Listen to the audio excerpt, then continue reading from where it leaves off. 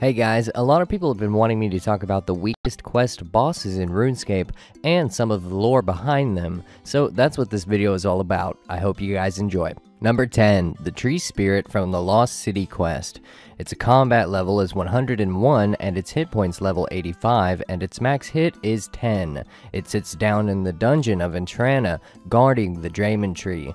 The Tree Spirit appears to be weak to fire spells and earth spells and has reasonably high melee defense. However, it will die fairly easy if the player hides behind a mushroom and uses mage against it. When I first attempted this boss as a noob, I thought it was the hardest thing in the world, but later on, I eventually realized it wasn't.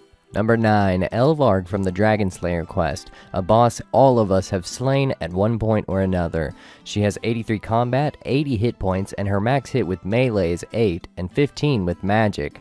She was confirmed to be female in the postbag from the hedge on the 7th of March in 2007, but nobody knows when she actually decided to inhabit Crandor Island.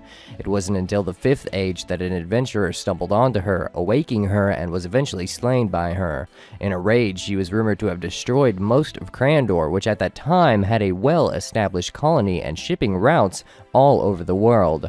Elvarg is the final boss for free players and will always be the initiation into the transition of becoming a member. Number 8, the Kendall from the Mountain Daughter quest. His combat level is 70, his hit points 50, and his max hit is 9. The mountain people believe him to be one of their gods, however he is in fact just a man wearing a bear suit.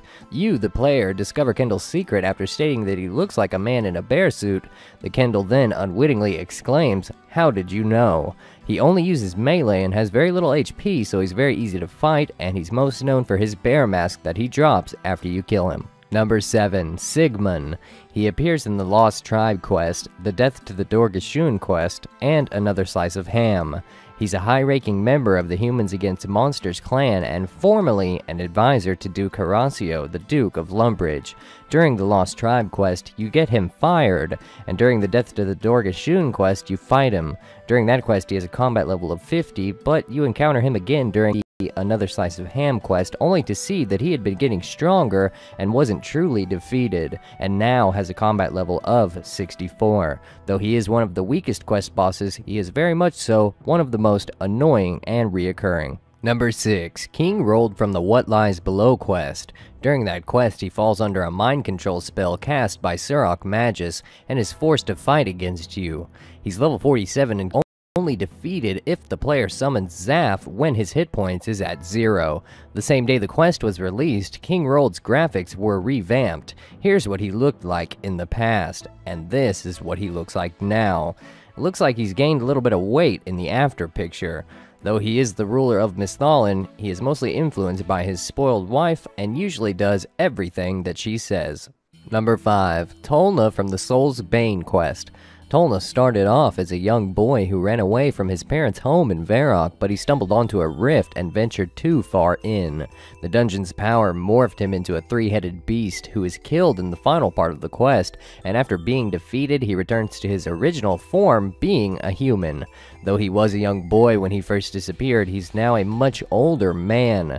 Once he's reunited with his parents, he then decides to start safeguarding the rift that adventurers pass through, so they won't accidentally suffer the same fate that he had to for so long. Number 4, Solus Delager from the Wanted quest. Solus actually doesn't have a combat level, however he only has 40 hit points, so it can't be too high, but there is no doubt that he's an extremely powerful mage. This is demonstrated during a cutscene in the quest when he casts Ice Barrage and kills all the guards around him in one hit. He's a mass murderer and very mysterious, as little is actually known about him or his history. Number 3, Count Draenor from the Vampire Slayer quest. His full name is Count Victor Draenor Draken, and he lives in a coffin in the basement of Draenor Manor. He's responsible for many deaths of adventurers, but is the weakest vampire in all of RuneScape. He can't be killed with the typical weapon, but he can be damaged by one until you're supposed to use a hammer and a stake on him to actually kill him. The Count also presumably came to Gielinor with Lord Draken, his brother, in the Second Age, making him over 8,000 years old. Number 2, Delrith from the Demon Slayer quest. With a combat level of 27 and only having 7 hit points, he's definitely one of the weakest quest bosses. He's a demon of unknown origin, resembling a laser demon in appearance. However, there are no laser demons that actually really resemble him. He was once summoned in ancient times by a cult of monks, but quickly defeated by an ancient knight of sorts with the powerful weapon known as Silverlight and an ancient incantation. But for some unknown reason, the Dark Wizards at the south entrance of Varrock are performing the ritual to summon Deldrith into this world again. Number 1. Alamone from the quest Haziel Cult. With a combat level of 13 but a hit point level of 25, he is without a doubt the weakest RuneScape quest boss that exists, at least in old school RuneScape. He's the leader of the cult of Haziel south of Ardoyne, but players can choose whether or not they'd like to side with him during the quest. If you choose not to, Alamone must be killed later on. He'll drop Carnelian armor, but only during the quest itself. An interesting fact about his character, though, is that when he does attack you, even though he appears unarmed, instead of a normal punch noise, a dagger sound is made instead. Thanks for watching, guys. I hope you enjoyed this video and liked learning about some of the lore behind some of the weakest quest bosses that exist within RuneScape. That's all I've got for you guys today, and I will talk to you guys later.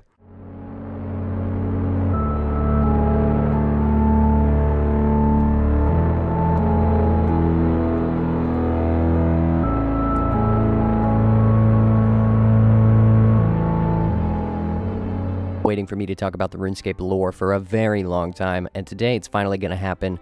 I figured a good way to start out would be to talk about the lore of some of the more popular kingdoms that exist throughout Gielinor. But first, what exactly is a kingdom?